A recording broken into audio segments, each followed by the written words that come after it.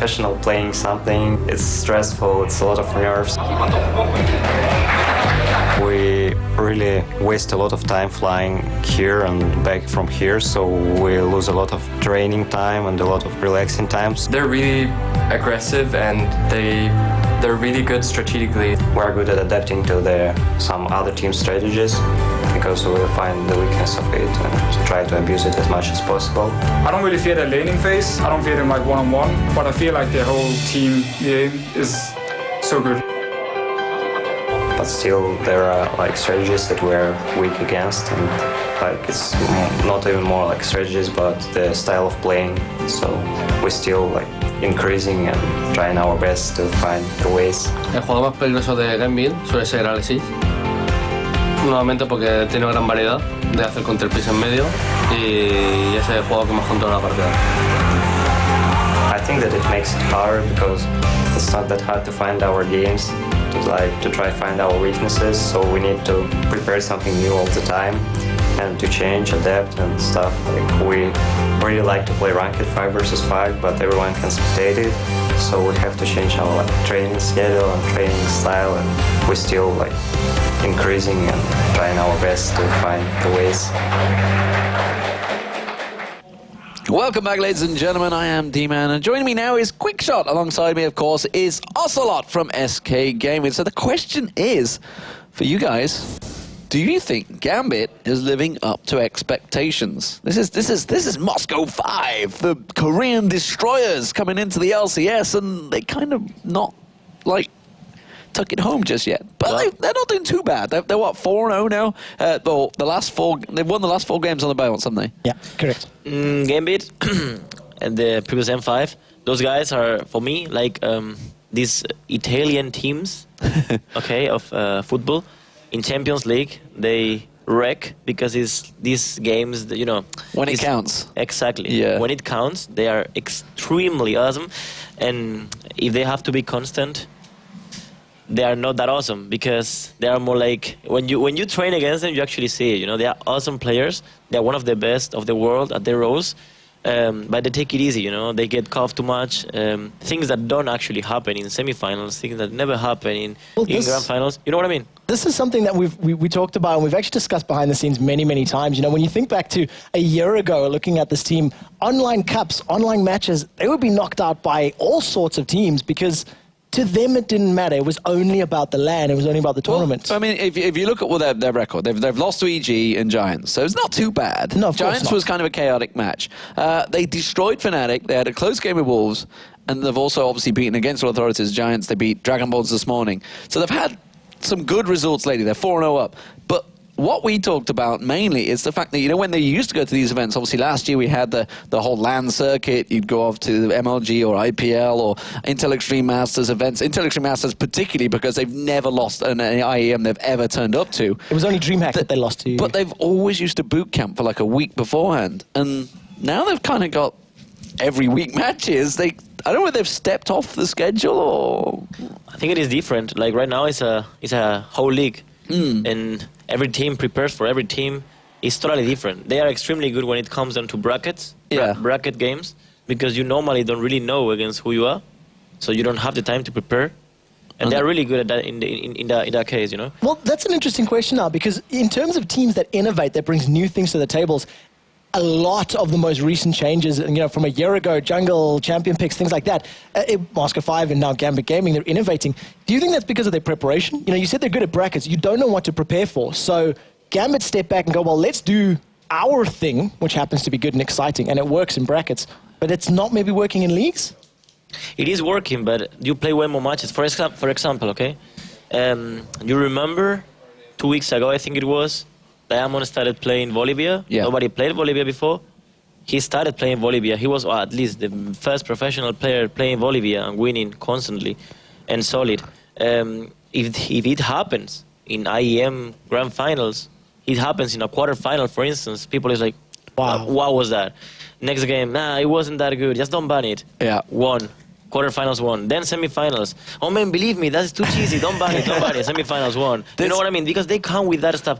Kiev, I am Kiev. I was about to say Kiev is coming to mind here. Shivana, I am Kiev. Gangplank, Shivana. Listen, yeah. Shivana was like totally ridiculous. It was ridiculous. Every one of you guys were like, no, we got this. We know how to counter I was the first one it. that always said, Shivana is actually not that good because I gave my reasons, and then I got destroyed over and over. And one day I was like, okay, guys, maybe you're right, maybe she's okay, After a gazillion tournaments of Shivana rocking the scene, but well, it happens. They are one of the. I think they are the best when it comes down to creating tendons. How you could tend? How you call it? When you create a mood. Like tension. Okay, yeah. They're the best creating, new heroes. They're the best pulling out new Innovating, stuff. yeah. Innovating, yeah, exactly. Yeah. That was the word I was looking for. And they're the best at it. It's way better if it happens in tournaments that are bracket-based than it's in a whole league. Yeah. Well, I mean... in a whole league is constant teams like EG, like you could even say SK. They are constant as well in comparison with other teams. But what I'm talking about is that the real strength is brackets and... best of I mean, ones. they like you say, they're innovators. Pretty much the Wraith Ward is because of Gambit. Yeah. It's as simple as, Moscow 5, Dignitas, they found that out in the grand finals, the Intel Extreme Masters World Championships, and sure enough, they were like, well, if we'd awarded that spot, everything would have been fine, but it wasn't. We have a bunch of questions that have come in from Twitter as well. Obviously, the Twitter question we've been asking is kind of, what are you expecting from Super Week? And obviously, you in Super Week, what were you expecting from Super Week? A 5-0? I guess that's a hope. Well, I prefer a 4-1 because I promised my teammates I will put my hair red any day they want if we do 5-0. So I'm just seeing myself in the grand final of Hannover and save it with the red hair if that happens. That is a very good point because obviously that is just coming up next week. You will see if we are 4-0, the last game. I don't know against who is that. Maybe I think it's Gambit. Could be Gambit actually. Okay, I don't know which one it is. I will just be feeding. I will just be diving everybody and just. I don't want to. I think that's against the rules. I think that's against the rules. Just ruin his KDA. Yeah. But let's check out some of these Twitter responses we've had. The first one is from Rev. It's at TF2 fan actually. So he is saying, I expect insomnia from the Super Week. 20 matches in both North America and the EU West. I can sleep on Sunday night. That's kind of true for everyone involved in Super Week. It's pretty crazy. Just imagine the players or the casters itself, All of us have to watch most of the games. Yeah. And even though, I will not say that, whatever. Even though European LCS is a little bit more important for me than NA LCS. So politically correct. Using other words. Done, yeah. Even though I really have to watch it. I learned, for instance, from Skara with Diana that against heroes that are melees in lane, you need to rush the Nashor's Tooth. You learn every single time you watch a stream, you learn. Well, the Jarvan for Tarek tower dive at 3.5 minutes, it was a replay of almost every team that North America played that same combination. Did you guys, you pulled that off earlier today, the 3.5 minute first I know that actually came out differently. That came out basically because of how the game was developing, We are doing different calls. So the actual tower dive wasn't planned from the very beginning? It wasn't planned from the beginning. Right, okay. It just happened because just happened. It was a good situation. Advantage in the game. Yeah, we just gave that call and we pulled it out. Right, well, we have another one. It is from Stian Velas at Veli Velpele. We'll give you that one. I'm not too sure. I'm just hoping to see a 5-man bruiser comp. Oh, hi. You got an AD carry and an AP carry? Let me stomp them for you. That's kind of interesting. I mean, would that work? 5-man bruiser comp? You know what's funny? Because yesterday, well, actually, no, 2 days ago, I was playing with Candy, and he was, oh man, if it was up to me, I would play bruiser only. We would play double bruiser bottom lane. And like he would love that, and Niv would love that too. I think it could be working out. Problem is, as always, armor. They are tanky, but everyone can just stack it out. I think we saw it with CLG versus Curse last night, wasn't it? Where they ended up just getting so much armor and hit points and mana. That's how it is. Yeah, the game went on that late, and then a crazy Cogmore 6 item early mid game, Cogmore. they're the best class. Yeah, they can just dunk. As we saw with Darius. They're like very good finishers as well. Like if you got a lot of damage in your team, they're the best finishers. jumps and stuff. I don't know. Jumping on thing. We got another question and response. It is from Frody Green. Frody Green? I think it's Frody Green. It is, since that I am from Denmark, I hope the Copenhagen Wolves can break out their bubble and start winning something. Honestly, Frody, we all hope that at some point. But the problem is, none of the teams want to be that first team that loses to them. It's actually pretty... it's not the right way to say, you know, but nobody wants to be the first. Yeah. And... well, Hosam was in here. He was fearful because when he was like, "We're playing them tomorrow. I really hope it's not us that loses." And SK, I gotta be honest, are the 13th team of Super Week to play them. Is 13 an unlucky number? To be honest, I'm not scared, okay? If it happens, it happens. But if I'm honest, they don't deserve the bad score they're having because they are extremely good players.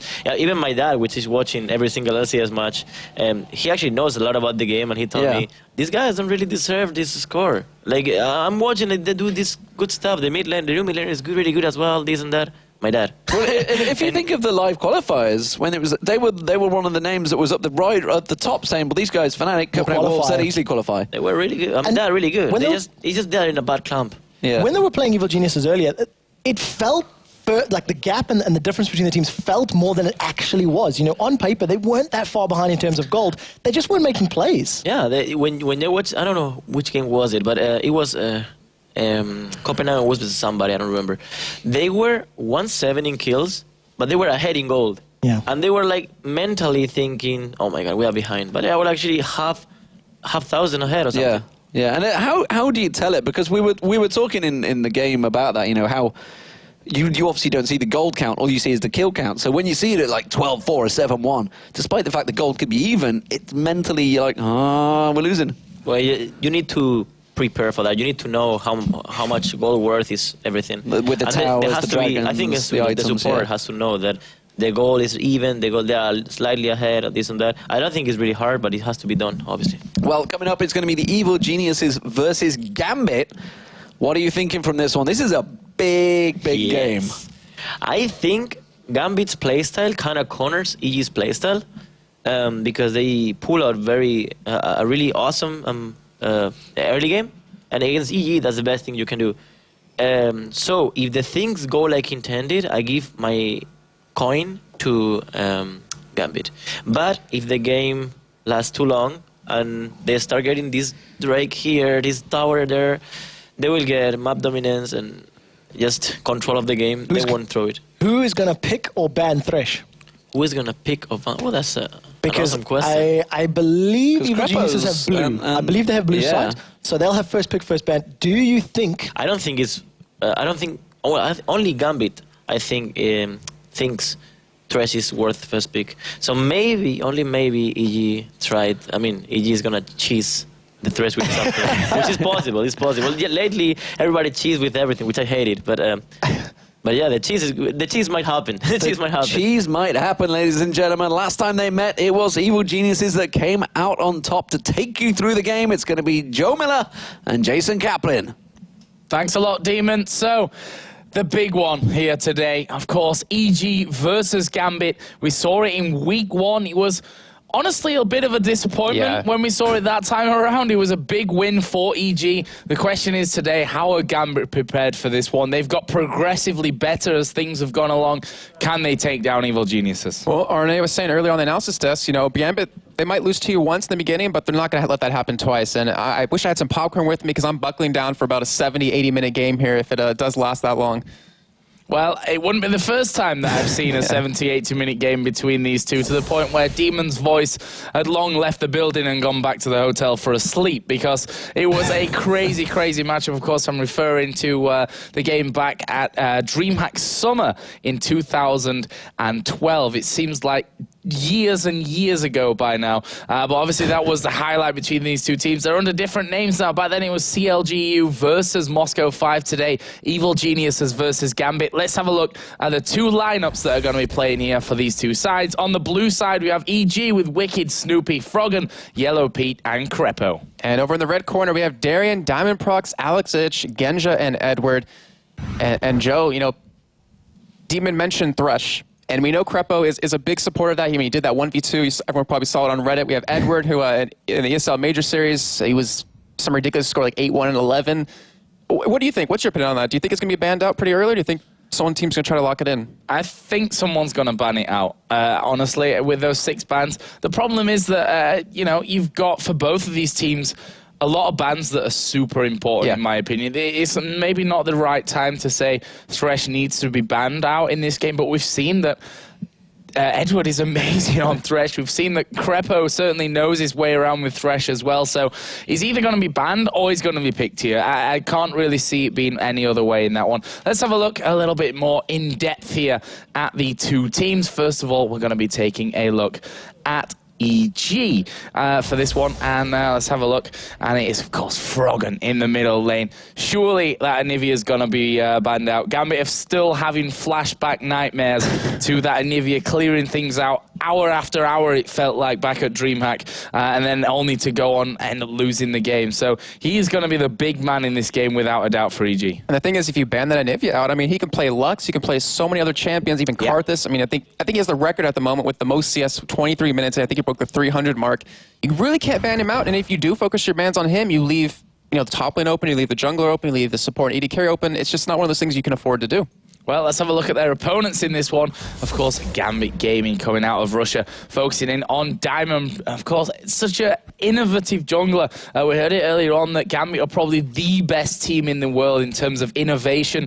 We saw, you know, we seem to repeat this, but it really is the case that Shyvana first coming out from Diamond back in the Empire days, before they were even called Moscow 5 and before they were obviously called Gambit. The Volley Bear coming out now, he's really brought that to the forefront. We saw him playing Nasus in the jungle as well. So really anything is possible coming out for Gambit into this match. Yeah, it's really funny because Kobe over in North America LCS, he was talking about how the North Americans are finally using that Volley Bear jungle, and he's saying, you know, North America's not really following Europe. It's pretty much everyone's following Diamond Prox at this point, because he keeps bringing out these new junglers that really catch you off guard and work out well. And I mean, last time these two teams met, he played Udyr, which was very lackluster, I have to say. Just wasn't able to get in there and get the initiate. But I wouldn't be surprised to see another kind of crazy jungler coming out. Well, we're about to get into the game, but before we do, we sat down with the teams to see what they were thinking before we got into the game. It was nice to beat them in the first week, but I'm pretty sure they were pretty upset by that, and they want to get revenge for that. We lost against EG, but Fnatic showed some of their weaknesses, and we will think about it this week, and we'll try to abuse it.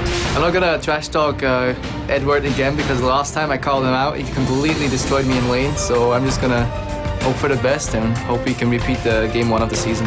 Domoy Gambit! We'll show them what Domoy means. Best finishing line ever. We're gonna show them what Domoy means. That was actually really scary. I'm probably gonna have nightmares about that from Diamond. That's not the image I want in my head. I'm scared of it. But we are gonna be going into Champion Select here. And Jason, before we see any bans and picks, stop looking at that screen. Who's your favorite for this one? I really have to say Gambit. I mean, every time, even at Intel Stream Masters Katowice, in the group stage, they just did so terribly, but they came back out in the playoffs, getting 2-0 both the Zubus. They just played so amazingly well. But, you know, EG, they're always one of those teams that can really surprise you. I mean, if they drive the game out, if they get into the territory that they like to play, anything can really happen. So here we go then. Bans already coming out for this one. Twisted Fate and Renekton banned out by EG on the other side. Aiming at Froggen without a doubt. Anivia and Lux. Kassadin banned out there as well at the end by EG. So many targeted bans here. 2 already being tossed over towards Froggen's side. 1 already on Wicked and Darien, since they both been playing that Renekton in the top lane very well. And we do have, wow, actually Vi being first picked. And we saw Snoopy on him earlier when they were playing against the Wolves. Did a pretty damn good job at it. So that Vi in there was an easy choice by the looks of things for Evil Geniuses, and Gambit saying, well, Shen is still open. What about Shen? Shall we take him? Proved time and time again, to the point of boredom almost, that he can split push like a beast. There is the Thresh. Obviously wasn't banned out. We've seen Edward play it earlier on in the day, and it's going to be locked in. Thresh again here for Gambit. You know, to me though, with EG picking up Vi as their first pick, it kind of it's not something that they would do on purpose. Like, for instance, like forgetting about, oh, Thresh, we could have picked him kind of thing. It seems like they wanted to let Thresh through and let Edward play him because they want to run some sort of counter for that. And we, you know, Crepo, we saw against Tarek, he's playing Alistair, which is the first time we've seen him in Europe. He's been quite popular in North America. We might see that yet again, but I am really excited to see Edward's Thresh, I have to say. Well, the fact that, you know, there's the likes of Rise still in there, which we've seen Alex playing brilliantly over the last couple of months. not even touched there in the bans, rather going for Twisted Fate and Cassidy, which also tells me that Froggen said, let him have Rise. Let him have Rise. I'm going to have fun with that one. As we are seeing Draven right now being hovered over by EG. Of course, he was a terror in the early game in the last matchup we saw for Dragonborns. Question is, how much has Yellow Pete been playing Draven? Have we ever seen him on Draven? I can't think of a game that he's actually played him, so maybe he's been secretly practicing this champion just to break it out right here. And matching up with Tarek, which we saw as well for Dragonborns. Even though the Tarek wasn't in the lane, it's a real strong combo to lock them down, hit them with axes, shred that armor away. And that bot lane of Gambit's going to have a tough time. But what are they going to pick up here? I mean, you mentioned Rise. That could always be that possibility. A nice tanky AP champion. And as well, we always could have that AD carry come out for Genja. Yep, let's have a look. Obviously, we do have the Thresh in there. We've been hearing talks about him not just being played as the support, so I guess technically he could go around the map, but the fact is, we saw Edward playing an amazing Thresh earlier on in the day as Alex just cycling through the champions here, most of which will definitely be off the cards, but the one that he lands on is definitely planned here for Gambit. I think this is more of a time waster than anything else. Well, they certainly have something in mind for this one. Obviously, Genja up for the pick as well. And there is Fiddle. I'm not even going to say anything. I was going to say, because he played Zed not too long. Actually, I believe that was earlier today, and did actually an amazing job with them. And actually, going back to the roots, going for some Kog'Maw action. It looks like he might be running that Ghost Cleanse yet again, and then we're going to see Diamond most likely in the jungle with his patented Xin Zhao. I mean, that's one of his go-to champions now if it's not Lee Sin anymore, but then again, he was kind of balanced around a little bit. Oh, I'm just saying nerf because no one liked Lee Sin, how strong he was, except the people playing him. Except everyone that played against Demon in lane and terrorized him for weeks on end. Poor guy. So that's the 4 picks coming out for Gambit. What are EG going to finish off with here? We've got Vi, who, well, it's anyone's guess where that Vi's going here. The jungle in that middle lane. We've obviously got Draven, Taric here locked in. What are we going to see of these final 2 picks, Jason? Well, the whole composition of having Vi, she wants to go into the backside of the team, wants to get into that back line, and you need someone to follow up with that. A Kha'Zix would be perfect. We saw Dragonborns running that. You just have to hop in and just pretty much blow them up as best as you can. You have Draven for that long-range AoE damage. But, oh, okay, so if they actually go with that Nilly, it's a little bit odd because, you know, we saw this combo used last time. I believe that, actually, who was that playing? Was it Dragonborns where it just didn't seem to fit their whole combo? Wicked Irelia. When was the last time we said that? I can't even remember. Back in 2004, the last time someone didn't ban it out against him back in the days. And he just gave up on it. I think he said, I'm just not even going to play Irelia anymore because I'm just not allowed to. But yeah, Wicked, you know, that was always his champion. It was an automatic ban against CLG back in the day, against SK back in the day. I can even see when Wicked obviously was in the top lane there. There is a Xerath. We've been seeing him being played in North America. Is Alex going to go for it here today? Wouldn't be a bad possibility. A really nice long range with the Kog'Maw. If you have Edward land that Q, you can lock someone down long enough that, well, as I say that, Alex could land this stun and then his full combo and blow someone up. But he's going for the Kha'Zix instead, so a very interesting mid lane. And I'm really curious to see how it works out in the end, because he played against a Zed. Was it earlier today? I can't. Yeah, it was earlier today. There we go. Wow, it's been such a long day. Played against him earlier today and had a tough time against the Kha'Zix, but and we'll see how well he does on this other champion. And Joe, you know, you always ask me this, and I still love to ask you it a lot. Looking at the comps, who do you really favor? They're two very different comps. I'm not sure how Yellow Pete's going to be on Draven. Obviously, if he's picked him in a game of this caliber, he is definitely ready to bring that Draven to the table at this point. Kog'Maw, we've seen it time and time again that early game, if he doesn't really get into the swing, you can drag that game out. And if there's ever a team to drag a game out against, it's probably going to be EG, because them themselves can't really finish those games off. That's just how they are. You know, you've got that Thresh in there as the support, which is he's going to have to do a lot of protection work in this early game, because Draven, Taric combo, they're so strong in that early game. Yeah, it's really going to hurt early on. If they can land that stun on a Genja, they can do a lot of damage to him. Not to mention, Kog'Maw just as a champion doesn't really pick up till level 6, but you know, if you're going to have any kind of late game AD carry, as we saw in TSM versus Vulcan, Kog'Maw is the one you kind of want to go for. Well, since it's long enough, we can talk about where TSM turned the game around after Vulcan had a huge lead, just based off of Chaos right there. But as we are finally loading into the game, I'm trying to think if we might see any level 1 action. I mean, we do have the stun out of Taric, but you know, EG on the blue side, they're not really typically one of those teams to be aggressive early on. Yeah, and we heard from Crepo about this, that they like to study level 1s from both sides of the map, from the blue side, from the purple, red side. They're going to be ready for this one. One thing that we've seen time and time again from Crepo is an early pink ward right at the start and clearing out as much as he possibly can at those early stages of things. But this time around, actually not going to be going for that. Yeah, I actually wouldn't be surprised. Well, okay, so over on Gambit side, over on the red team, we'll talk this real quick. We've seen so many teams just going for that line of scrimmage setup where they just put someone in the top tri-bush, you know, protect the Wraith camp, make sure that EG doesn't really ward it, and then protect the blue as well. EG actually, well, I made a mistake earlier. They actually have been very aggressive on the blue side in invading. They've been putting an aggressive ward down by Race just to catch them, maybe steal it away, maybe even go for an early kill. And it looks like Gambit is actually preparing for that, since they have, well, pretty much all 5 members at this spot. But no one with a ward at this moment is really there to help. But we do have Crepo coming in from the bottom. He warded his own red, so this gives me a sign of they want to be aggressive, they want to invade. Yeah, that ward up there in the tri-bush. What are Gambit going to do here? Tense early moments. We know how important these early games can be as Diamond going to back away. Wicked's going to go straight in there. They get the taunt down. This is first blood coming in. It's Thresh that picks it up. Edward getting the dream start here for Gambit. That was such a well-played bait by Gambit right there. Diamond just showed himself like he's going to protect his own jungle. Ends up walking away and baiting EG into his team. So well played. And Edward taking that first blood. I mean, that's what he does. He loves taking all those kills. And Wicked before this one was like, Irelia, face check, dead. Aww. He channeled his inner double lift a little bit right there. He's going to have a problem now because, you know, there's a kill on Thresh. Everyone else has got a nice little assist coming in there. That's allowed Darian actually to go back and pick himself up. That health pot, which we saw him starting out in their earlier game today, straight into that door and shield. First item with Shen, caused some real problems in that matchup. In terms of the starts here, Snoopy and Froggen going to be doing the wolves here on the top side of their jungle. Yellow Pete and Crepo going to be taking away those golems. Really interested to see what Yellow Pete brings to the table here with this Draven. Yeah, it's going to be very interesting because we don't typically see him on it. We've seen Hosan, who's kind of put the... He's going to take red buff. Oh, okay, so... well, it looks like EG wants to invade the red buff of Gambit then off of that just to make sure to secure that away from Diamond, which they might have the possibility to do it, but you know, they had to be careful because Edward did get the first blood. He didn't back. He could have bought up a lot more wards and put them down and prevented that, but they still have a really good coverage on their own jungle, and if Snoopy does decide to go for that, he will be caught. So we talked about the early game strength here of Draven. With a red buff on, it just becomes a whole lot more devastating. Up against Shen, though, Doran Shield, as we say, going to give him a lot more stability in that bottom lane.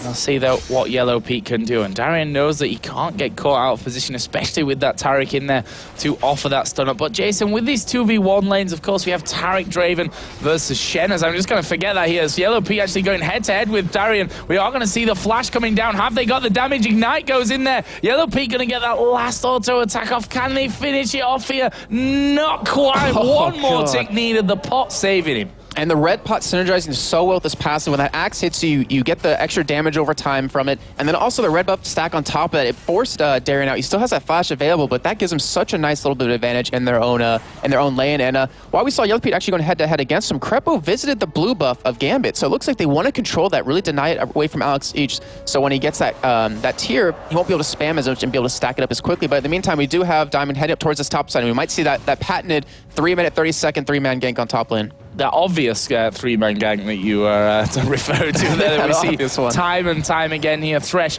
and Cogmore closing in, but look at this. Vi headed up. Diamond going to go now in. There's a Vault Breaker in towards that Tribush. What can they do with it? Lantern put down for safety. Diamond continues in. The hook going to miss there onto Snoopy, but Diamond's got the red buff on. He may be able to do this here. Snoopy trying his best to get away. Where's the knock up? There's the dash in. Flash over, but Diamond is going to get the better of Snoopy, and he waited just outside of that Tribush. Snoopy was the first in there, and what a move again from Gambit. And Diamond actually does that quite a bit, and that might be like the new thing to do if you're trying to gank.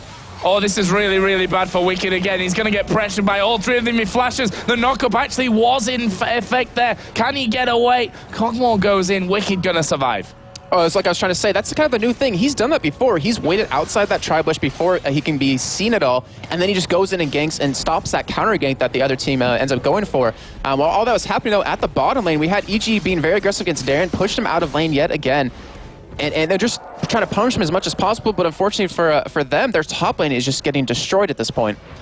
Oh, look at this. Gambit gonna go in. They know that Snoopy's there, and in the end they decide, right then guys, let's not go for this one. We've pretty much had enough of this. We are gonna see them recalling, and there is Edward gone. Genja gonna follow suit, and they've taken about half of the HP, similar kind of total to which EG have managed to do in this bottom lane. You can already see the early items coming out there. Cogmore with that Avarice Blade. Yeah, and that's kind of something that's been developing over, well, today. I mean, it hasn't really had much time, but we've seen a lot more people picking that up early on, just get that extra gold increase versus the Zeal. And Joe, you know, taking a look at what's going to happen in the future, I think around 7 minutes, 20 seconds is when the real action is going to break out, because EG is, like I was mentioning before, they timed that blue. They really want to take control of it, deny it away from Alex, and it's up to kind of Gambit to respond to that. We saw EG do it against SK last time they met, and they just denied Ocelot pretty much every single blue buff, and from that, they really couldn't siege it all, but we'll see how that works out for them in this game. And one thing that EG are doing really well here is Draven continue to farm throughout that entire encounter in the top lane. And obviously Genja, while they were putting that pressure on, was not getting any CS, so leaves him 10 CS behind here already. They're now back into lane, which is going to help out Edward with the hook. Not quite connecting in there on that one, but we can see that we are having Diamond again visiting this top lane. Wicked's going to have to be a little bit careful. He's got no flash, does have an ignite. Here we go then. Diamond going to go out onto him. When's the knock-up coming in? Where is the hook from Edward? The stun did go down. Hook will miss from Edward, and Wicked should be safe for now. It's a little bit surprised they didn't try to go for a lantern gag or something like that right there, which is just, it always catches you off guard. But Wicked, he has no flash, so he's trying to punish him. And Diamond sticking around yet again, and this is something we saw in Season 2. You know, camp Wicked, kill him, and then pretty much take the game from that. He's already down, well, quite a bit CS towards his counterpart, who's having a tough time down towards his bottom lane. But Gambit, they're looking very solid, like the team that we know them to be. Yeah, they are playing very, very aggressive with this one. Snoopy is on that top side of the jungle here. Might be called up to help Wicked out here in the near future, as Genja just having a little bit of a poke back and forth. Diamond is still waiting here. Super patient play. Obviously denying him farm in the jungle right now, but he doesn't care. He wants to get in here. They want to get Wicked out of this game. Shen already got double the CS of Irelia, as Wicked still sticks around. Diamond still not being able to get in. Lantern is going to get put down here. Is this going to be something fancy? Hook's going to land. Here we go. Game on. Wicked in trouble. Slow comes down from Cogmore. Where's the knock-up from Diamond? He is in so much danger, as Genja will finish off 3-0 Gambit. And that camping that Diamond just did completely paid off quite a bit. Getting another kill on Wicked, making him 0-2. It was getting a little iffy that if he stayed a little bit longer, there was the threat of their blue buff being taken away. But you know, EG kind of not going for that. Wicked now having a very tough time, still down to 7 CS, about 8 minutes into the game. And oh my God, he's going in for Snoopy this time, who doesn't have that flash available. He has that Vault Breaker to get away. But let's see if he can actually get away from it here. He's actually going to be backing off there. They have no vision of Diamond whatsoever. And we see as Edward heads south, Snoopy's like, well, I'm not even going to get involved in this one. Actually, he's coming back in now, Snoopy, as Edward will come out from that tri-bush. That should be enough of a sign that he is actually going to be in here. Here we go. We are going to see them engaging once again. Cogmore getting in. He's going to tank the turret up as Wicked focuses down. But Snoopy is very low. He's going to die here from the ignite. It's Edward that picks up another kill. He is now 2-0-2. Nidalee coming in from the side, but with just those spears, can't do too much to them. Edward managing to dodge away again, and that will be Gambit going 4-0 up. And look at that gold lead already after 8.5 minutes, Jason. And this is why you don't give Edward that thresh. I mean, he's been so crucial in this game so far. All those hooks he's been landing has been creating all these kill opportunities. And, I mean, they still have a Shen who's level 6, so if they were going to completely dive into that turret, they had the shield from him, obviously wouldn't be able to appear there since he would most likely get stunned. As long as Darren just keeps farming up at this bot lane, and we see Gambit... Oh, it's actually being dead on his own tower. Oh, and he's got no chance to escape that one. They're getting stunned up by Crepo right under it. Ultimate comes out of Yellow Pete. First kill on the board for EG, and, well... it ends up going, in the end, to the support. Well, I mean, if you're going to get a kill, obviously it should go there. But, you know, this is also now a critical point in the game. Is Shen going to be split pushing by himself in that top lane to kind of get some farm and then ulti in when they want to fight? Or are we going to see Gambit, you know, try to be aggressive at this top lane, push him up? And we still have Dragon available, which Gambit, you know, last time they met against EG, they had that extremely early Dragon, that 3-minute Dragon with Diamond flashing over the wall in that Udyr. Haven't really gone for that this time, but... it looks like we will see the lane switch. So Shen, yeah, heading up towards this top lane, we will see Genja and Edward head down towards the bottom. Diamond been so instrumental so far with his presence in this top lane, and you know what, it's not even hurt his farm in the jungle either. I mean, look at it, he's just a couple of creeps behind Snoopy there. Gonna be taking that red buff. He's already up to level 6 now. Snoopy still sat at level 5. Let's have a look at the items. BF Sword for both AD carries, Vamp Scepter and the Avarice Blade, the two differences there, as Darian gonna take a little bit of damage here from Wicked, but with that Ruby Crystal and the Doran Shield in there, he is still tankier than Wicked right now, so Wicked needs to be a little bit careful of this one. We've seen that Darian can be extremely fearless, but with that amount of minions, he's not going to be going in. Yeah, and you mentioned, actually, we see Alex getting caught, but with that leap, should be able to escape. And you mentioned, you know, Diamond sticking around on that top lane doesn't really affect him too much. The thing is, he's feeding, I mean, yeah, he's not behind a farm, he's still ahead in gold, but he's also feeding a Kog'Maw. And you don't want to get a fed Kog'Maw. Well, I mean, if you do, if you're on his team, but if you're against him, you don't want to get Kog'Maw fed, or his you know, window where he becomes very powerful just kind of closes up and becomes a lot earlier in the game. Looks like EG maybe thinking about Dragon here, because they have 4 men down. Irelia will be joining in the party, as well as a spear comes flashing across. Will actually land onto Diamond, who instantly pops those health potions, but Dragon is going to be started now by Evil Geniuses, down to around about half HP. Can Gambit get in to stop this one from happening? They don't really have vision. Edward did start to come around and actually decides in the end, I'm not going to go for it, but he is going to get ulted down by Snoopy. Here comes the ultimate from Shen. Box is put down by Edward. That's going to buy them off. And Gambit are going to engage in on this one. Wicked going to go down. Are they going to stop? Kog'Maw's going to join the fight. Yellow Pete, the focus. Is he going to get away? He's flashed it. He's going to be chased down here as the ultimate from Kog'Maw, giving the vision there. One more hit may just take him down. That one's dodged. Snoopy now all take all the damage as the Void Spikes come in, and Gambit, you know, they were caught out of position, but once they were confident about turning it around, they showed no fear. That Shen taunt was just amazing. I've Darren caught 4 members of EG. And the thing was, EG invested 6 wards into getting that dragon. They had 2 pinks and they had 4 green wards. It seems like a lot to invest. They kind of had to commit to dragon at that point if you're going to put that many wards down, but still, Gambit playing amazing. And Alex, we haven't touched on too much. We haven't even looked at his lane, really. He does so much damage at this point with that Brutalizer, with that tier. I mean, you saw how hard he hit Snoopy. You saw how hard, actually, you'll see how hard he hits Froggen at this point. Yeah, looking very good for him right now. Got around about a 10 CS lead. Brutalizer and that tier in there. Froggen, on the other hand, tier with the needlessly large rod. Other big items, the Giant's Belt coming out for Vi, currently 0-2-0. Wicked, who's not been the best return to Irelia so far. I mean, he kind of fell into your ways. He got Irelia, and they camped him again in the top lane. And well, we saw Kevin earlier in I believe it was the second game of the day, played an amazing Irelia. Just fortunately, Wicked just isn't able to get in that groove. He's been denied quite a bit of farm, but then again, if you leave an Irelia alone, if he catches up in farm, he can be very deadly. He's really annoying to go against because he can get in there quickly, he can stun you, and just have that, we can't be locked down because of that tenacity from his passive. Well, we saw how effective Irelia still can be with Kevin earlier on today. Obviously in a somewhat different setup, albeit, but we'll see if Wicked can reach that kind of level here in this game as those spears coming through from Froggen. What else do we have built up here? Chain Vest actually for Shen, so shouldn't really have too much of a torrid time against Irelia in this top lane. Genjut's still doing a good job of avoiding every single spear that Froggen can throw his way. He's now got himself back up level in CS with Alex Ich. In the top lane, still Shen has double the CS over Irelia, 70-34. AD carries lead for Yellow Pete, 103-86. And going back to items a little bit too, we talked about Genja getting the Avarice Blade early on and how it kind of seems to be a new thing to do since he does, in fact, go for that static shiv a little bit later, but he's already stacked up about 280 gold on it at this point. I mean, that just shows how beneficial it is to really get. We have EG going for a 3-man push on this mid-turn, but they might get caught. Alex coming in from the side. Stun will go down onto Alex, but Diamond is going to be in there as well. Can he get in range? Not quite, but Alex has not finished yet. The Void Spikes coming out, doing that extra chunk of damage. Spears coming over from the side, but they not going to connect with their target.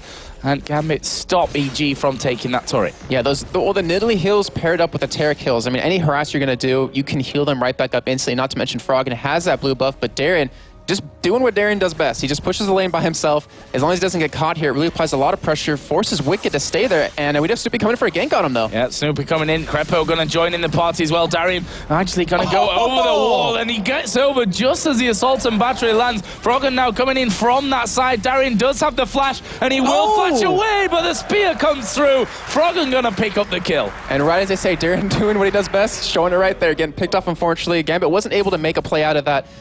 But wow, and that ultimate out of Vi, he got separated by that wall. I don't know if that was on purpose out of Darien or if it was just luck, but I'm assuming if you ask him. Both. Yeah, I'm assuming if you're going to ask him, he's going to say, yeah, I totally planned for that to happen. And more spears, which as we've seen now, are starting to sting a little bit from Froggen. But that CS lead has gone back in favour of Alex Ich, we should mention. He's got his Merc Treads now finished. Diamond headed up onto that top side, just keeping his path going through that jungle. As we see Bloodthirster as well, and the Berserker Greaves there picked up by Yellow Pete. So nice spike of damage he's going to have coming out of this one. And what is the next move? Dragon coming up in 1 minute and 36 seconds. We saw a good amount of action around there last time, and I'm not sure that Gambit are going to be quite so willing to give it away so free this time around. Yeah, I think they feel very confident to go in a head-to-head fight against EG. I mean, because you have a Nidalee. I mean, as long as you don't get poked, as long as you can dodge the spears, you can be completely fine, and that kind of leads into late game as well. I mean, who's going to follow Snoopy in? That's kind of a problem, because you don't have anyone to jump in with them to get into that back line. All you have is Rayleigh, who doesn't do that much damage at this point. Taking a look at Wicked's items, he has Ninja Tabby Boots, and he has a longsword. 16 minutes in, as he finally upgrades to a Phage. Yeah, there's the Phage in, but look over, to Darien, on the other hand. 3,700, 3,400 gold, so it's not that big of a difference overall there, but in terms of items, that Giant's Belt, the Ruby Crystal, the Chain Vest all in there as well. That's what we're really giving them the edge coming forward, as we are going to see Diamond trying to protect this outer turret in the middle lane. And this is good timing from EG to keep that middle lane pushed up as long as they can while they group, and then back away to that Dragon. Yeah, we'll be up in 30 seconds. Really good play on their part. If they could take that turret, it'd be even better. But at this point, you don't really want to go into a head-on-head fight against Gambit unless you land that crucial spear, which Froggen, I mean, he has a death cap already. His spears are going to hurt. It's just how it's going to be. If you can land one, I was trying to show you right there why you have to be pretty scared of that. But Dragon up in 14 seconds. And Joe, I think we might see a fight here. We do have Darien pushing that top lane, so EG has to respond in some way, whether they go for that Dragon, commit to a fight, or back off and defend that top turret. Perfectly timed once again by Gambit Gaming, as Froggen actually coming in here. Genja going to be left alone on that middle outer turret, trying to defend that one. As we do see the spear landing onto him, half of his health there or thereabouts, taking away the pink wards down from Evil Geniuses, and they are going to be going in once again for this Dragon. The question is, can Gambit this time around stop that from falling away from them as the spear comes in? Here comes Stand United, Dragon down to half HP, they disengage from it, ulti comes out of Diamond Procs, first kill coming down for Snoopy, Crepo going low in this one. It's Darien that picks up the kill as they dive in on towards Wicked. He is falling quickly, Yellow Pete might get caught out here as well. Darien chasing down in the end, the spear actually will do a lot of damage. That's going to force Gambit away, but of course the Dragon wasn't taken in that whole ruckus, and that is now being started off. Snoopy is going to Vault Breaker straight through the wall as the spear will land. Here comes Snoopy around the side, gets the steal, flashes away. Great move from Snoopy. And I am surprised Gambit let that happen. They should have at least expected him to be there. I guess they didn't really expect his flash to be up, but in that last fight, we saw Alex be kind of the sacrificial lamb. He jumped right into that Dragon Pit, and during that entire fight, Genja was not touched, except that last spear, obviously, at the end. And EG needs some sort of response to that. That Vi ultimate is supposed to be meant for him, but unfortunately wasn't able to get there into that back line, and he ended up getting away. But, Alex, I don't think he'll care about dying at this point, because now you have a Cog who's 2-0-3, and he's about to have that Infinity's Edge done. Yep, getting up to a very solid point in the game. 132 to 145 CS, so that lead's still there for Yellow Pete, albeit not much of one at this point. He obviously earlier did finish that Bloodthirster, got a pickaxe in there as well.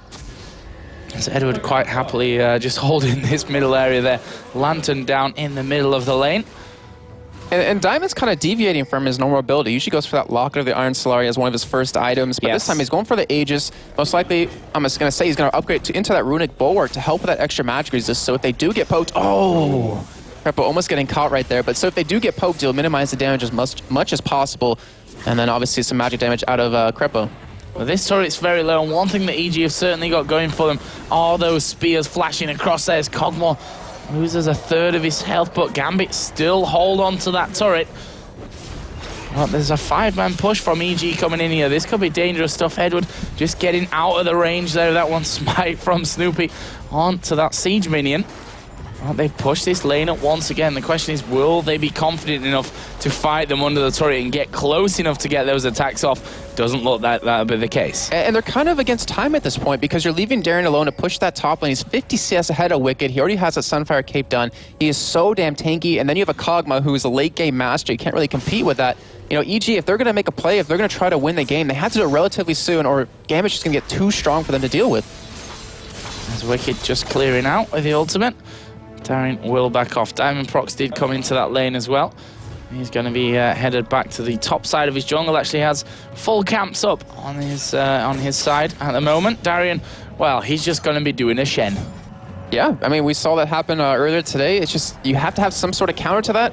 EG just doesn't have the aggression that they want to use, you know, to push that mid lane. That turret's been low for, I think, the last 5 minutes, and yet they haven't been able to get it yet because Darien's just been so aggressive towards that top side. Has the ultimate up now, so if Gambit does want to get in a fight, he will just appear out of nowhere saying, hey guys, and most likely taunt 4 of you again because that's what really gave him that nice advantage at that earlier team fight. Yeah, that was most definitely an important one. Alex here is pushing this bottom lane as well. He's got a 2-level advantage over Yellow P, and he decides probably can't survive the burst that Alex is going to throw his way, and that will be turret number 2 for Gambit. Outer turrets in the top and the bottom lane taken for them. Actually, in the top lane, we've got Shen putting the pressure down here onto Wicked, keeping pushing through that lane, but Tariq is going to be coming in behind. Wicked here doing as much damage as he can to Darien, as we see the Shadow Dash over the wall, and what a flash away as well from Darien. That was just expertly done. Twice in a row now they've collapsed on him. Yeah, I mean, he's kind of acting like a Singe at this point. You have to do something about him. They keep sending members over to kill him, but they can't at this point anymore. They can't lock him down. I mean, that's the second time in a row, like you're saying, he used that flash to escape. He's just so hard to control at this point. We had Alex still pushing out that bottom lane. He's 238 CS, you know, 40 ahead of his counterpart Frog, and it's just not looking good at this moment for EG if Gambit keep on this road. We do have Dragon in about 3 or 4 minutes. I want to say that will be the next kind of big team fight happening unless Gambit gets a little, well, I'm sorry to use your and Demon's word, but a little cheeky and kind of force something. That's an English word, young man. You keep that off your tongue. I don't think there's an American equivalent of that. Crepo, anyway, moving into 22 minutes in the game. Pretty much the identical time that we saw him picking up an Oracle in that last game earlier today for EG as well. So staying true to his word that he said last week, that around about the 20-minute mark is really the point where an Oracle comes into its own and you want to be making plays. They've got one caster mini in there which gets one big auto attack off on the turret before it dies. But Gambit's still looking to put that pressure down with 1.5 minutes to go until Dragon.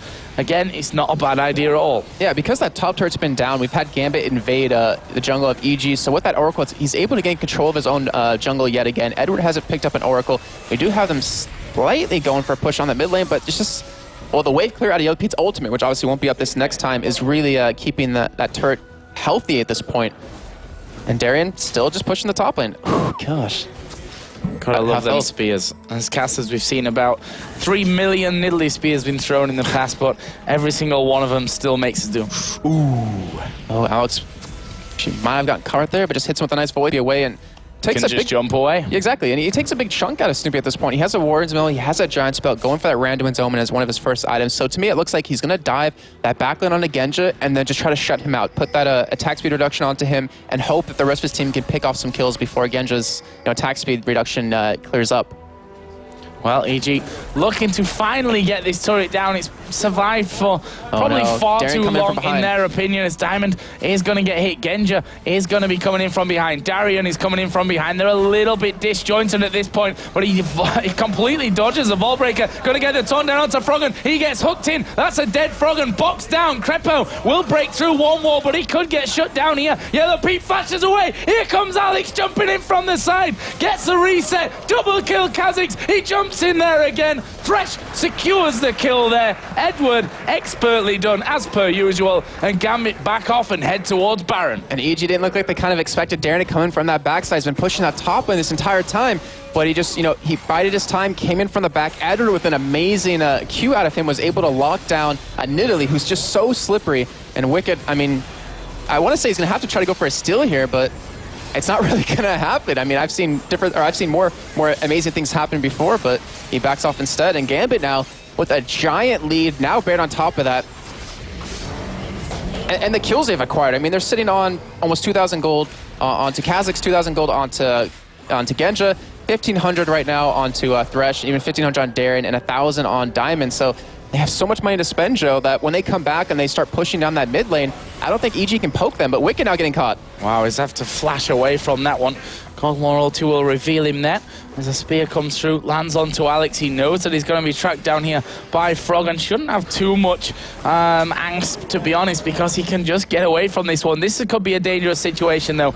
Ward's going down into the blue buff, and you can see that Gambit not too worried. Darian actually over the other side, going to get backed up here by Genja. EG knowing they can't really fight it. There's the blue buff. That was not a manly scream. You said it. Wasn't quite stolen away in the end. Michael Jackson joining us here in the studio for that little blue buff. But either way, Gambit still have the Baron on. I'm not sure that EG want to fight it, but they've gone in for this one. Wicked goes in, backs away. Froggen and the rest of EG knocked away, but Darian's not done. Lands another brilliant taunt. Crepo going to go down to Shen as another kill comes in for Gambit. Crepo caught out of position once again, and Gambit showing that you can beat them once, a second time is not to happen. Yeah, exactly. They just have so much. They've been playing just so perfectly this entire time. Diamond. Okay, I was like waiting for something to happen right there, but I mean, it all stemmed from Diamond in that early action. Actually, sorry, we have to start with level 1, where they got that early kill over to Wicked because they kind of baited them in. Such a great play out of Gambit overall and Diamond in particular. And then the gank in the top lane, they really shut Wicked out. He's trying to still catch back up in terms of CS, but his counterpart is just so far ahead. Has a Warmogs, has a Sunfire Cape, has Baron buff at this point. We do have a Dragon happening on the, Dragon happening as we do see Alex pick up a turret on the bot lane. They just don't care. I mean, they're split pushing 2-1 and just sending 2-1 Dragon at this point. This is going to be such a hard game for EG to turn around. Cogmore 2-0-7 now. He's on his way. He's on his way to becoming an unstoppable Cogmore, that's for sure. While still we have Bloodthirster, Brutalizer in there for Kha'Zix. We've seen him getting those resets and how deadly Alex has been up until now, and Gambit may even fight under the turret with how tanky Darian is, or they may just have the turret away. There's Edward swinging his chain around, waiting to grab someone in there and really start the party off once again. You can see the Void Spikes. Minion Wave. What Minion Wave? Exactly. I mean, he has so much damage. He can completely kill that entire wave himself. And Joe, you're talking about in the pregame about DreamHack Summer. We've seen CLG come back from a game like, oh, we might see Snoopy get caught. This is a big face check moment for Snoopy, and he is very, very dead here. He's going to put down as much damage as he can get, but when I'm talking about the feeding here on towards Genja, that's another one for him. Stun onto Alex. Can he follow up here? Can he get any more? He's actually taking a lot of damage. They're going to turn this one around here. Wicked dives in, but the rest of Gambit going to join the party. There's the jump over again from Alex. The hook comes in onto Wicked. The box goes down. Wicked dies again. It's Edward that picks up the kill. A double kill for Thresh. He is absolutely hammering them right now. The Thresh Prince is back once again as Gambit goes straight in onto the inhibitor turret. The inhibitor itself is going to fall, and the Russians are looking absolutely unstoppable. And the Thresh Prince of Bel Air is here to stay. I mean, he's 5-0-11 at this point. He did it earlier against Meteor Makers, and it looks like Gambit will close this game out. What an amazing game just overall. It was so perfect out of Gambit. Not one mistake was made. Just giving up 3 kills in total, and Joe, that is the Gambit we've grown to know and love. Yeah, Gambit Gaming getting their revenge for week 1, taking down Evil Geniuses here, looking so calm as if he was walk to the office, get it done, and go home again. Big smiles for Alex there. A very convincing performance coming out of Gambit. I'm actually just kind of amazed. I mean, this is kind of the exact same thing we saw happen in week 1, except Gambit was the one that was a one-sided match. Yeah. So, I mean, there's not much more to say than that, except, holy crap. Holy crap indeed. They were so, so good in this one. You can see that EG, rightly so, disappointed after the big win that they had earlier on against Gambit. I think they were expecting a bit closer of a game than that one, but you have to say, Thresh. As Edward comes back to his computer, just look, hey guys, I was 5-0-11. Who carried that team? I carried that team, that's right. Either way, that's it from us here now at the casting desk. We're going to throw it over. There's a lot to break down in this one with Demon, Quickshot, and Ocelot. Oh my days, what a match, ladies and gentlemen. Gambit Gaming taking it home very, very strongly against Evil Genie. Says 28 minutes, 11 seconds that game. That was quick. That was very quick, and I was very, well, as you know already, I was very concerned about the fact that Nidalee was getting farmed a lot, and after mid-game, that's the farm Nidalee's gonna get. You know? Let's back it up. Back it up. I'm in Spanish, you know how it works. You know how it works. Let's go down to the picks and bans. Let's talk about the picks and bans, because you were very vocal in these picks and bans about the lanes, how they were countering each other, and you knew exactly they're gonna have to lane swap because that counters this, that counters this. They're gonna have to force it. Yeah, we know Draven is one of the strongest lanes, and nowadays everybody plays him because... unless you double lift. Double lift thinks it's trash. Yeah. Well, double lift thinks SK is trash. Oh. So we proved him wrong. So let's go with the picks and bans. So yeah, we know Draven is basically one of the strongest ADs when it comes into laning phase, if not the strongest. Yeah. So you know that you don't want to lane against Draven. There are some combinations that actually are good against Draven, but they didn't got pulled out. So you know that you have to swap against Draven. I have to point out as well, seeing Crepo pick Taric after quite how vocal he was earlier in the week about picking Taric. Just a thought, use it, don't use it. If anyone that follows his Twitter, you know, you either don't abuse it. It almost got first blood though. You know, down in the bottom lane, they had the flash dazzle into Shatter onto Darien. He got away with a sliver of life, you know, down to the 20-30 HP. Would that first blood have really changed much if he picked up an earlier kill? Small things change a lot. The game curse, but if he was 10% by then, it's because they didn't make 100% of his life. So it just makes sense that that didn't happen, you know. And you know, it's back to the old style that we always used to say: if you're going to beat Evil Geniuses or CLGEU as they were back then, just camp Wicked out, and that's all they did. They focused Wicked in that top lane, and we saw it again. 3 minutes 30. Well, they're going towards that top turret. Everybody knows that Wicked is extremely aggressive top laner, if not one of the most aggressive top laners, I would say. And it matters a lot when you gank him the right way and he falls behind, he kind of struggles, well, like every other top laner, you know, but the way he plays actually gets so damaged by the fact that he was very ganked. And as you saw, Chinzao, Diamond, was camping him like Maluno does in top lane. He just sat in that bush for ages, like you're saying. That was actually the top lane. That was actually a top lane. That was a difference in between Shen when they swapped lane into top lane and Irelia. It was 30 creeps and 2.5 levels, which is crazy. If Shen gets ahead against Irelia, which already is a counter, by the way. And how do you feel that went? Because obviously Snoopy got drawn into it. He went up the top. He got caught out then. Went in to try and defend it and immediately got caught. Is it a case of you just leave him on an island and go, Wicked, okay, you're losing it, they're camping you, we're going to have to ignore this and try and push our own bottom lane? Because Snoopy could have gone down that bottom and sat on top of Shen.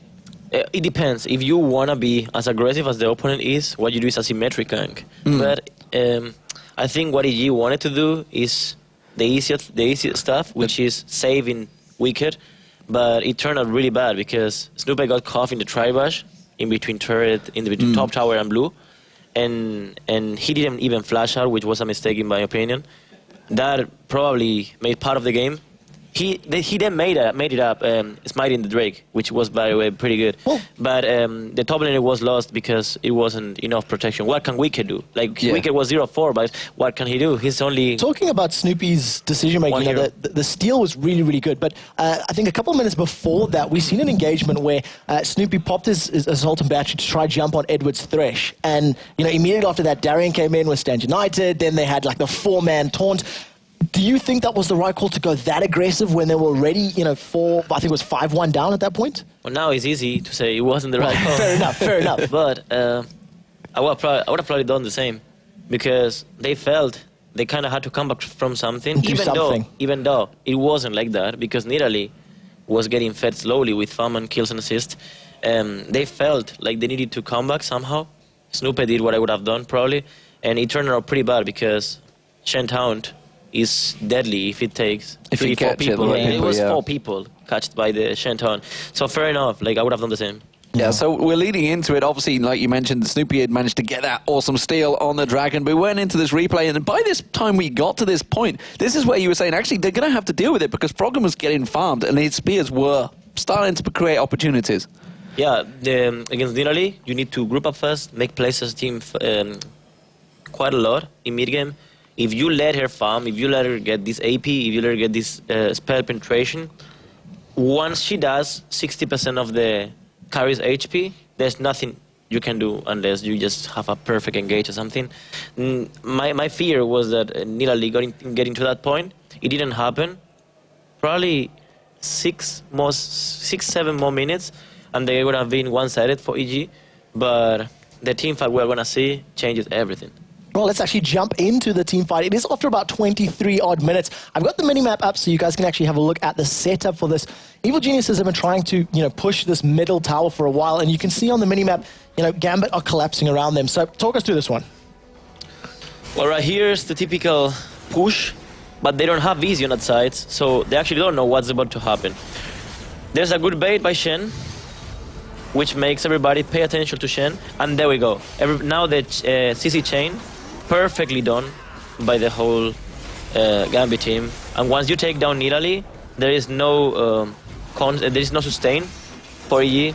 There's absolutely nothing they can do to come back from that. And then we got the best finisher of the game. Kha'Zix, kill, jump, kill, jump, kill, jump.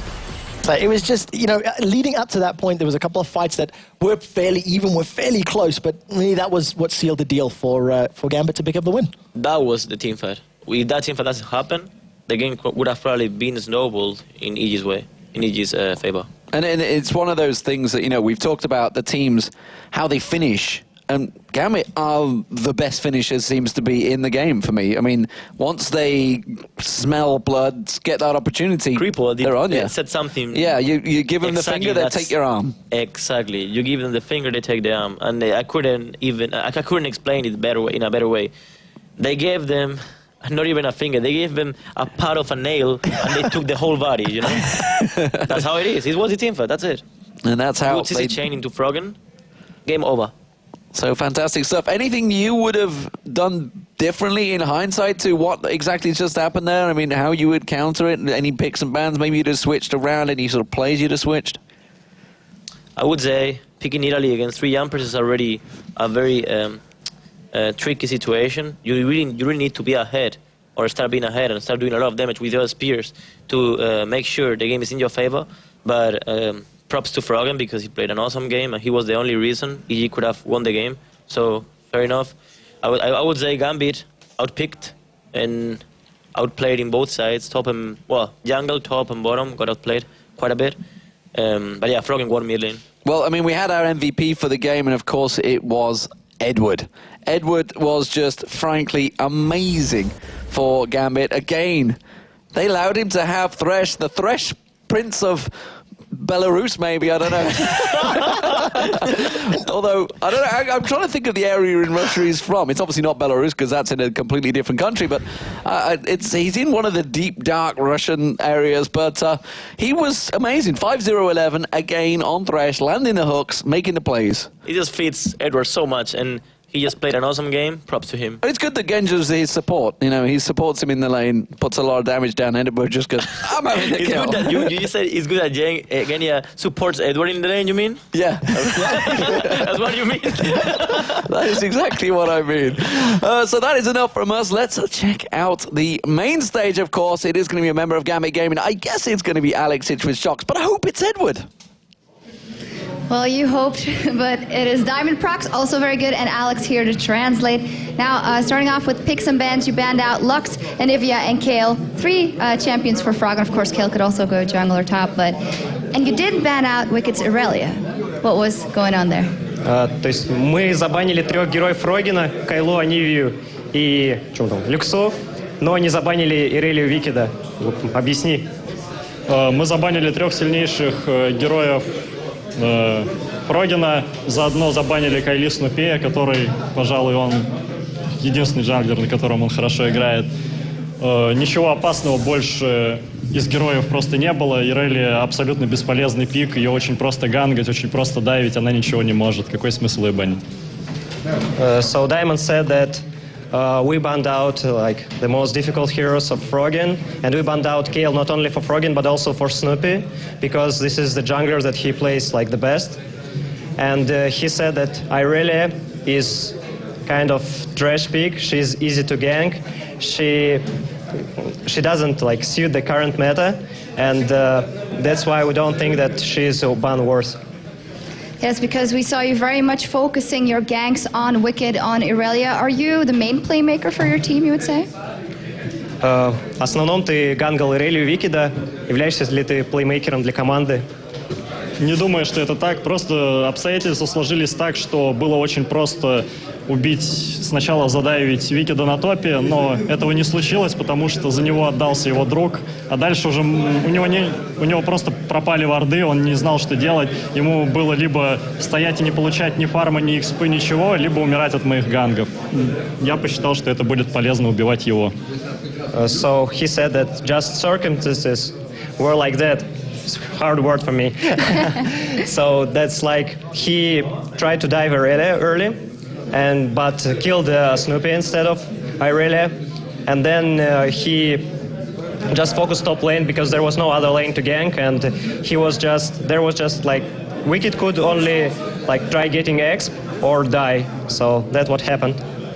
Alex, when I interviewed you, you said, well, it's just not the game anymore to stomp people, although EG stomped you. Did you, was that a payback? It's for Diamond and you. Он спрашивает, почему, как бы я говорил, что мы уже редко выигрываем в сухую, но сейчас мы как раньше выиграли в сухую, как бы, неужели это мои слова сказались? На самом деле нет, на самом деле просто вражеская команда делала то же самое действие в начале, что она делала все предыдущие игры практически на ЛКС. Мы ее прочитали, забрали ФБ. Дальше они не смогли предотвратить практически неминуемый ганк на Викида, и все пошло так, что у них не было ни шанса как-либо камбэкнуть или сделать что-либо нам. So Diamond said that we looked a lot of their LCS games. They did the same thing like 4 or 5 games in a row, so we totally knew what to do, we totally read them, and they couldn't prevent our aggression, so the game just steamrolled. Thank you very much, the two of you. For us, we're going into a short break, but our last match of the day is going to be against All Authority, up against the Copenhagen Wolves. Can the Copenhagen Wolves grasp their first win, or is it going to against All Authority? After the break.